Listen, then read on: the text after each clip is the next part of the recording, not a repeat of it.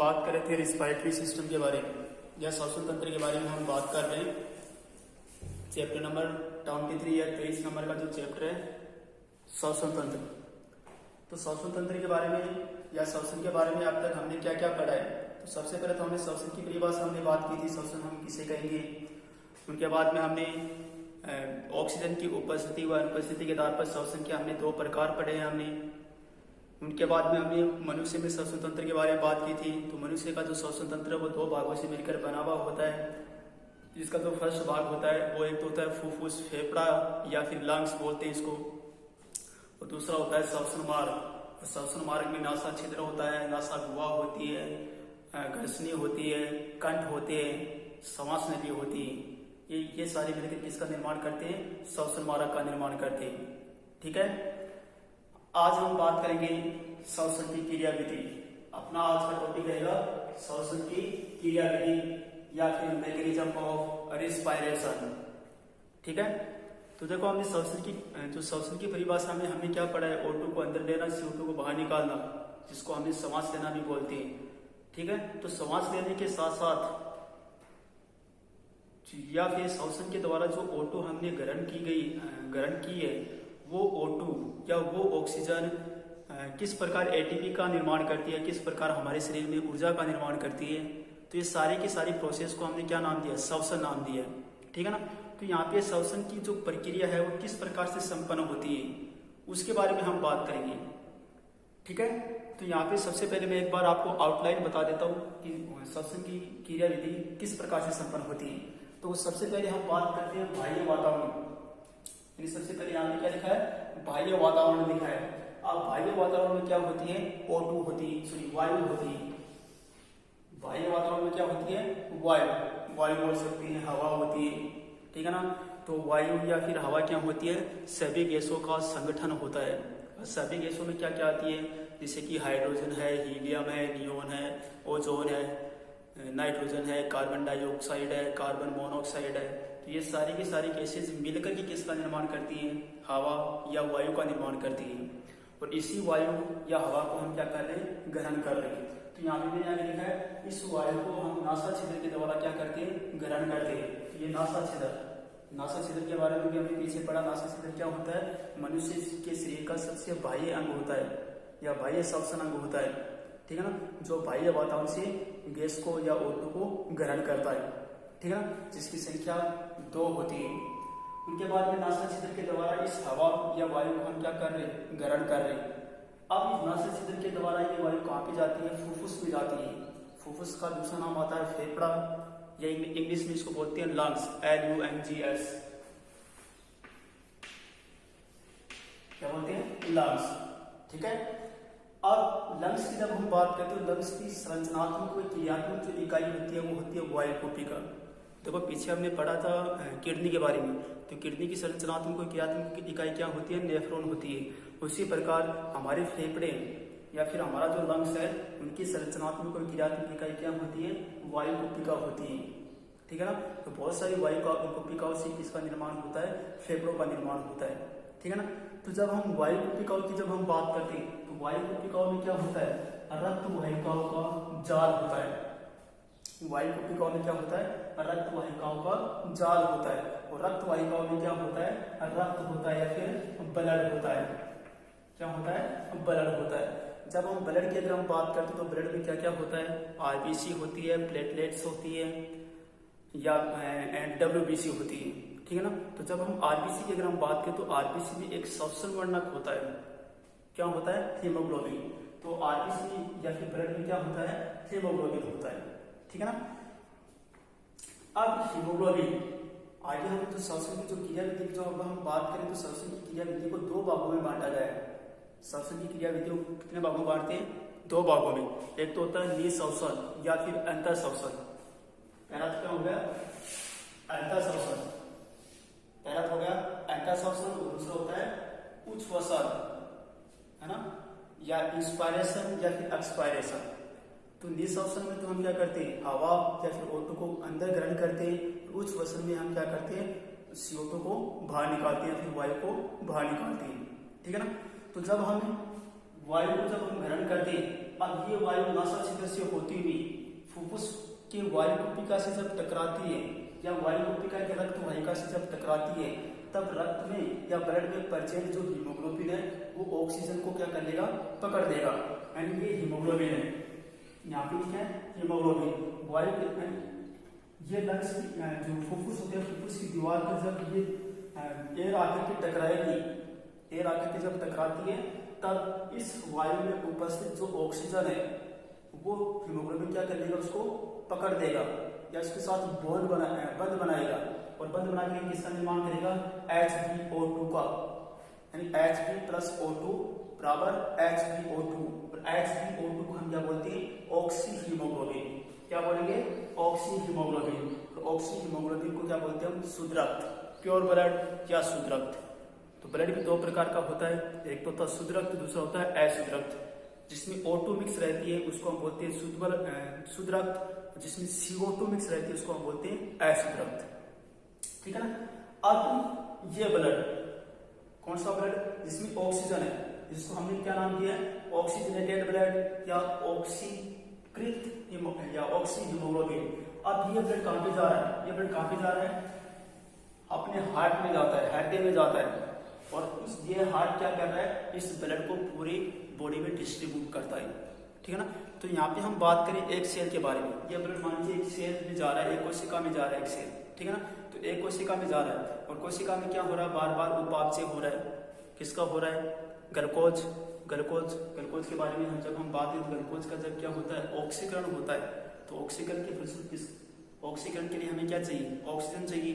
तो यहाँ पे जो ब्लड के साथ में हीमोग्लोबिन के साथ बाइंड होकर के जो ब्लड जा रहा है कोशिका के पास में, तो जो ही ब्लड कोशिका के पास में जाएगा तब हीमोग्लोबिन अलग हो जाएगा और O2 अलग हो जाएगी, और O2 विषित होकर के कहाँ पे चली जाएगी, कोशिका द्रव्य में चली जाएगी, और वहां पे किस में भाग लेगी, ग्लाइकोलाइसिस की प्रोसेस में भाग लेती है, ऑक्सीकरण में भाग लेती है। जब ग्लूकोज का ऑक्सीकरण होता है तब O2 का तो क्या होता है, O2 का तो क्या होगा, यूज होगा या उपयोग में ली जाएगी, और CO2 क्या, CO2 बनेगी। ठीक है ना। और CO2 हमारे शरीर के लिए क्या होता है, अवशिष्ट पदार्थ होता है, या CO2 का हमारे शरीर में कोई उपयोग नहीं होता है। अब इस ब्लड से O2 बाहर निकल गई, अब हीमोग्लोबिन क्या करेगा, इस CO2 के साथ बॉन्ड बनाएगा। अब हीमोग्लोबिन क्या कर रहा है, इस CO2 के साथ बॉन्ड बनाता है, किसका निर्माण होगा, HbCO2, Hb प्लस CO2 बराबर HbCO2। इसको हम क्या बोलते हैं, डीऑक्सी हीमोग्लोबिन। अब डीऑक्सी हीमोग्लोबिन क्या होगा, अशुद्ध रक्त। तो अशुद्ध रक्त क्या होता है, वह रक्त या फिर वह ब्लड जिसमें CO2 मिक्स रहती है, तो उस ब्लड को हम क्या बोलते हैं, अशुद्ध रक्त बोलते हैं। ठीक है। अब ये अशुद्ध रक्त वापस कहाँ पे आता है, हार्ट में आता है या हृदय में आता है, और हृदय इसको वापस कहाँ पे भेजता है, शुद्धिकरण के लिए कहाँ पे भेजेगा, लंग्स में या फेफड़ों में भेजेगा। ठीक है ना। तो ये यहाँ पे मैंने यहाँ पे येलो वाले दिखा ना, ये वापस आ रहा है ब्लड, कहाँ पे आ रहा है, लंग्स में आ रहा है। अब जो ही ये ब्लड लंग्स में आएगा तब इस जो ब्लड का जो हीमोग्लोबिन है वो CO2 को फ्री कर देगा। तो यहाँ पे CO2 कहाँ पे आ गई, फेफड़ों की गुहा में आ गई।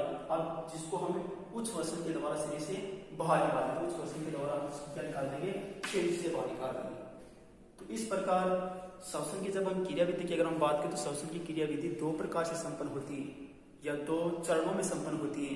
एक तो निःश्वसन और दूसरा उच्छ्वसन के द्वारा। निःश्वसन को इंग्लिश में बोलते हैं इंस्पायरेशन और उच्छ्वसन को बोलते हैं एक्सपायरेशन। इंस्पायरेशन में अंदर लेना और एक्सपायरेशन में बाहर निकालना। ठीक है। इसके अलावा ये तो इसकी दो चरण होंगे। इसके अलावा एक होता है गैसों का आदान प्रदान। यहाँ पे गैसों का आदान प्रदान भी हो रहा है वायु कुटिका में, यानी यहाँ पे हीमोग्लोबिन CO2 को फ्री कर रहा है और O2 के साथ क्या हो रहा है, बाइंड हो रहा है, यानी गैसों का आदान प्रदान भी हो रहा है यहाँ पे, है ना। और यहाँ पे क्या हो रहा है, गैसों का परिवहन हो रहा है। ब्लड क्या कर रहा है, गैस को कहाँ से ले जा रहा है, लंग्स से या फेफड़ों से ले जाकर के कहाँ पे ले जा रहा है, कोशिका तक ले जा रहा है। तो यहाँ पे गैसों का आदान प्रदान किसके द्वारा, गैसों का आदान प्रदान तो होता है वायु कुटिका और ब्लड के द्वारा, और गैसों का परिवहन होता है वो किसके द्वारा होता है, ब्लड के द्वारा होता है।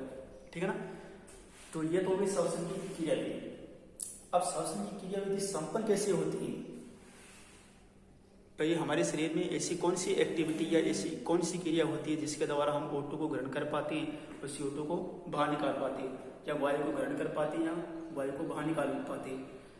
तो यहाँ पे सबसे पहले हम बात करते हैं, देखो यहाँ पे मैंने ये डायग्राम बनाया है ना, तो डायग्राम को आपको समझना। डायग्राम यहाँ पे ये वाला जो बनाया ये तो क्या होता है, अपना वर्टिकल कॉलम होता है या केसरी दंड होता है या फिर रीढ़ की हड्डी होती है। रीढ़ की हड्डी है ना, ये वाला ये तो क्या होती है, केसरी दंड होती है। ये वाला पार्ट होता है स्टर्नम। क्या होता है, स्टर्नम, जहाँ पे पसलियां आकर के आपस में जुड़ती है। ये वाला पार्ट, ये यहाँ पे ये पीछे वाला तो ये रीढ़ की हड्डी हो गई। रीढ़ की हड्डी से क्या निकल रही है, पसलियां निकल रही है, और पसलियां निकल करके जब यहाँ से जुड़ेगी तो यहाँ पे इसको पूरे पार्ट को हम क्या बोलते हैं, स्टर्नम बोलते हैं। तो यहाँ पे ये पसलियां हो गई और पीछे क्या होगा, वर्टिब्रल कॉलम या केसरी दंड या रीढ़ की हड्डी हो गई। तो यही डायग्राम है। यहाँ पे तो क्या होगा, रीढ़ की हड्डी या केसरी दंड। यहाँ पे ये क्या होगी, रिब्स। यहाँ पे मैंने दो रिब्स या दो पसलियों को शो किया है, दो पसलियों को मैंने यहाँ पे दर्शाया, ठीक है ना। ये दो पसलियां हो गई और पसलियां आपस में यहाँ पे जुड़ रही है, उसको हम क्या बोलते हैं, स्टर्नम। इसको हम क्या बोलेंगे, स्टर्नम। ये पसलियां हो गई, ये वर्टिब्रल कॉलम हो गया, ठीक है ना। अब दो पसलियों के बीच में भी क्या पाई जाती है, पेशियां पाई जाती है। दो पसली के बीच की अगर हम बात करें, दो पसलियों के बीच में अपनी ये दो पसलियां ना, दो पसली, इनके बीच की क्या पाई जाती है, पेशियां पाई जाती है। तो दो पेशियों के नाम कौन से हो गए, एक होती है आईसीएम, एक होती है आईआईसीएम और दूसरी होती है ईआईसीएम। आईआईसीएम, दूसरी होती है ईआईसीएम। इंग्लिश में अगर हम बात करें तो आईआईसीएम का फुल फॉर्म होती है इंट्रा इंटरनल कोस्टल मसल्स, और ईआईसीएम की फुल फॉर्म होती है एक्सटर्नल इंट्रा कोस्टल मसल्स। या हिंदी की अगर हम बात करें तो हिंदी में इसको बोलते हैं अंतरा पशुपेशिया, और एक होती है बाह्य पशुपेशिया, ठीक है ना।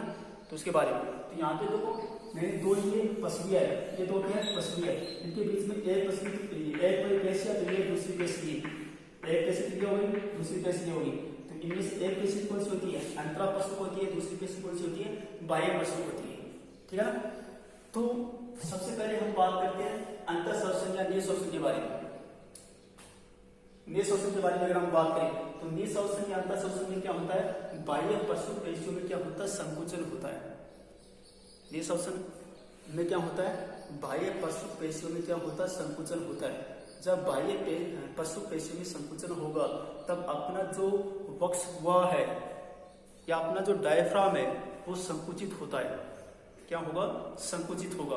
अब संकुचित होगा तब क्या है, अपनी जो रीढ़ की हड्डी है या केसरी दंड तो पीछे की तरफ जाएगी और जो पसलियां है वो बाहर की तरफ आएगी। फिर सीधी सी बात है, जब हम हवा को ग्रहण करते हैं तो पसलियां क्या आती है, बाहर की तरफ आती है, रीढ़ की हड्डी पीछे की तरफ जाएगी, और जो अपना जो उदर गुहा है जिसको हम पेट बोलते हैं या उदर गुहा होती है वो क्या है, उसमें फुलावट आती है, ठीक है ना। जिसकी वजह से अपनी जो थोरेक्सिस जो कैविटी है या वक्ष जो हुआ है उनका आयतन बढ़ेगा। अब जब आयतन बढ़ेगा तो वायुदाब कम होगा, किसकी तुलना में, वायुमंडल की तुलना में। जब वायुमंडल की तुलना में अपनी वक्ष गुहा का दाब कम होगा तब बाहर से वायु हमारे शरीर के अंदर प्रवेश करती है। तो यह तो होगा निःश्वसन, ठीक है ना। तो निःश्वसन के बारे में एक बार फिर से बता रहा हूँ। निःश्वसन की जब प्रोसेस या प्रक्रिया होती है तो सबसे पहले बाह्य पशु पेशियों में संकुचन होता है। बाह्य पशु पेशियों में संकुचन जब होता है तब क्या होता है, अपना जो डायफ्राम है उसमें संकुचन होता है। जब डायफ्राम संकुचित होगा तो अपनी जो रीढ़ की हड्डी या केसरी दंड पीछे की तरफ जाएगा, स्टर्नम वाला पार्ट वो आगे की तरफ आएगा, उदर गुहा क्या है वो भी नीचे की तरफ जाएगी, और जिसकी वजह से अपनी वक्ष गुहा का आयतन बढ़ेगा। वक्ष गुहा का आयतन बढ़ेगा तो इसका वायुदाब कम होगा। जब वायुदाब कम होगा किसकी तुलना में, वायुमंडल की तुलना में, तब क्या है, यानी वायुमंडल में वायुदाब ज्यादा है और अपनी जो वक्ष हुआ है या फेफड़ों के अंदर वायुदाब क्या है, कम है। तो अधिक से कम की ओर आ रही है वायु, तो वायुमंडल से जो हवा या वायु है वो कहाँ पे प्रवेश करेगी, अपने फेफड़ों में प्रवेश करेगी। तो ये प्रोसेस कौन सी कहलाएगी, निःश्वसन या अंतःश्वसन। इनके बाद दूसरी आती है उच्छ्वसन। उच्छ्वसन इसके विपरीत है। उच्छ्वसन प्रक्रिया क्या है, इसके विपरीत है।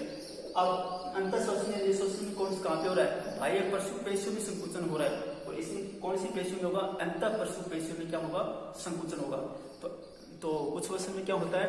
अंतःपरशु पेशियों में संकुचन होता है, जिसके फलस्वरूप डायफ्राम रिलैक्स हो जाता है या अपनी आरामदायक स्थिति में आ जाता है। जब आरामदायक स्थिति में आएगा तब जो अपनी रीढ़ की हड्डी व स्टर्नम वाला पार्ट अपनी मेन पोजीशन, अपनी मुख्य स्थिति में आ जाती है, जिसकी वजह से वक्ष गुहा का जो आयतन होता है वो कम हो जाता है। जब वक्ष गुहा का आयतन कम होगा तब क्या हमारे वक्ष गुहा है उनका वायुदाब बढ़ेगा, किसकी तुलना में? वायुमंडल के दाब की तुलना में वायुदाब बढ़ेगा। अब अपनी वक्ष गुहा का वायुदाब ज्यादा है किसकी तुलना में? वायुमंडल के वायुदाब की तुलना में। तो हमारे फेफड़ों के अंदर जितनी भी सारी जो वायु है वो निकल करके कहाँ से आ जाएगी? वायुमंडल में आ जाएगी, है ना। तो ये हो गई उच्छ्वसन, ठीक है ना। तो ये तो होगी श्वसन की क्रिया विधि में आपको इतना ही समझना आपको कि निःश्वसन कैसे होता है और उच्छ्वसन कैसे होता है। मैकेनिज्म के बाद, ये श्वसन की क्रिया विधि के बाद नेक्स्ट टॉपिक अपना आता है श्वसन संबंधी आयतन।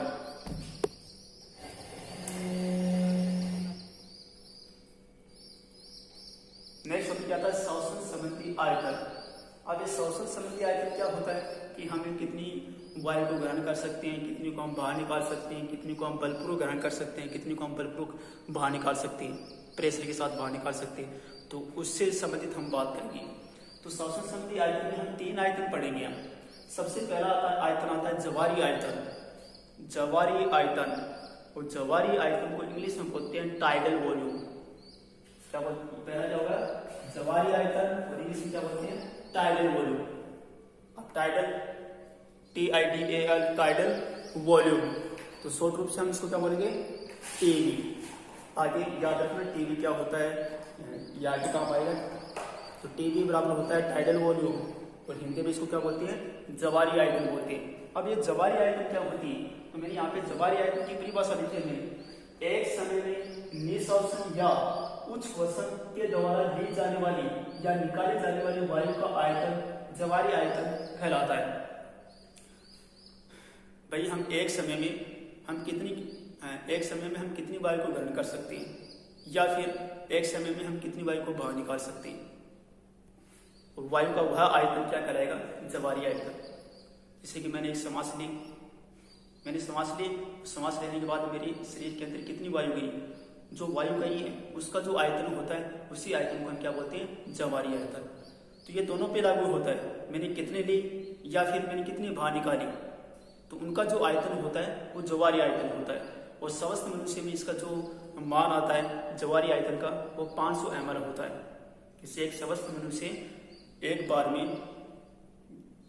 में या तो 500 ml बाहर निकालेगा वायु, या फिर 500 ml वो ग्रहण करेगा, ठीक है ना, एक समय में। और उनके बाद में साथ साथ में आपको ये भी याद रखना है कि एक स्वस्थ मनुष्य में जो श्वसन दर होती है वो 1 मिनट में 16 से 20 बार होती है, कि 1 मिनट में 1620 बार वो श्वसन की क्रिया संपन्न करता है, ठीक है। तो एक मिनट की अगर हम बात करें तो 1 मिनट में हम कितनी वायु को ग्रहण करते हैं उसकी अगर हम बात करें तो 1 मिनट में हम कितनी बार कर रहे हैं? प्रोसेस 16 बार कर रहे हैं। तो 1 मिनट में हम 16 बार कर रहे हैं, और एक बार में हम कितनी वायु को ले रहे हैं? 500। तो 16 को मल्टीप्लाई अगर 500 से करें तो कितना आता है? 8000 आता है ना। तो 1 मिनट में हम 8000 वायु को ग्रहण करते हैं, 8000 ml वायु को हम ग्रहण करते हैं। तो ये तो होगा जवारी आयतन। जवारी आयतन क्या होता है कि एक समय में हम कितनी वायु को ग्रहण करते हैं, वायु की उस आयतन को जवारी आयतन कहते हैं। शॉर्ट रूप से हम इसको टीवी लिखते हैं, और टीवी बराबर होता है 500 ml। नेक्स्ट आता है निःश्वसन आरक्षित आयतन। निःश्वसन को क्या बोल के? इंस्पायरेटरी। आरक्षित क्या होती है? रिजर्वर। और आयतन क्या होता है? वॉल्यूम, जिसको शॉर्ट रूप से बोलते हैं IRV। तो शॉर्ट रूप से क्या बोलेंगे? IRV। तो IRV क्या होती है कि बलपूर्वक ग्रहण की गई वायु की मात्रा, बलपूर्वक ग्रहण की गई वायु की मात्रा निःश्वसन आरक्षित आयतन कहलाती है। अब बलपूर्वक ग्रहण कैसे करेंगे हम? जैसे हम एक नॉर्मल अवस्था में हम वायु को ग्रहण कर रहे हैं वो ठीक है, बलपूर्वक अवस्था में हम कर रहे हैं कि हम कितनी वायु को एक साथ हम ग्रहण कर सकते हैं, एक साथ फोर्स के साथ या बल के साथ हम एक साथ कितनी वायु को ग्रहण कर सकते हैं, है ना। तो जैसे कि हम बात करते हैं, जैसे कि आर्मी में होता है या फिजिकल जो ट्रेनर होता है वो ऐसे वायु बहुत सारी वायु का अंदर ग्रहण करवाते हैं, है ना, जिसकी वजह से चेस्ट की जो लंबाई है उसमें बढ़ोतरी होती है। वही बात है कि बलपूर्वक एक मनुष्य के द्वारा बलपूर्वक कितनी वायु को वो ग्रहण कर सकता है, और वायु का वह आयतन क्या कहलाता है, IRB कहलाता है। और IRB का मान क्या होता है, 2500 ml, 2500 ml होता है कि 2500 ml वायु एक मनुष्य बलपूर्वक ग्रहण कर सकता है। ये हो गया IRB। एक आता है उच्च वसन आरक्षित आयतन। उच्च वसन क्या होता है, एक्सपायरेटरी, आरक्षित रिजर्व आयतन वॉल्यूम, उसको हम क्या बोलेंगे, ERB, उसको हम क्या बोलते हैं, ERB। अब ERB उच्च वसन में हम क्या करें, बाहर निकाल रहे हैं, ये सब में हम अंदर ले रहे हैं, तो उच्च वसन आरक्षित आयतन है, तो बलपूर्वक बाहर निकाले जाने वाली वायु की मात्रा कि हम एक समय में हम कितनी वायु को हम बाहर निकाल सकते हैं, उनकी जो मात्रा होती है उसको हम बोलते हैं IRB। वो IRB का मान होता है 1100 ml। IRB का मान कितना होता है, 1000 ml, ठीक है। एक होती है अवशिष्ट आयतन, ठीक है। अवशिष्ट आयतन क्या होती है कि यदि हमने बलपूर्वक वायु को शरीर से बाहर निकाल दिया और बाहर निकालने के बाद में हमारे शरीर के अंदर या फेफड़ों के अंदर जो वायु शेष रहती है उनकी मात्रा क्या कहलाती है, अवशिष्ट आयतन कहलाती है। उसको हम लिखते हैं RB, और RB का मान होती है 1100 ml। तो ये 4 प्रकार के आयतन है, जवारी आयतन, निःश्वसन आरक्षित आयतन, उच्च वसन आरक्षित आयतन और अवशिष्ट आयतन, ये आयतन इसकी, ठीक है ना। तो एक बार फिर से बता देता हूँ, हम बात कर रहे हैं श्वसन की क्रियाविधि के बारे में। तो इसमें आपको क्या बताना है, श्वसन की क्रियाविधि 2 चरणों में संपन्न होती है, एक तो निःश्वसन, दूसरा उच्च वसन। निःश्वसन को इंग्लिश में क्या बोलते हैं, इंस्पायरेशन, और उच्च वसन को क्या बोलते हैं, एक्सपायरेशन, ठीक है ना।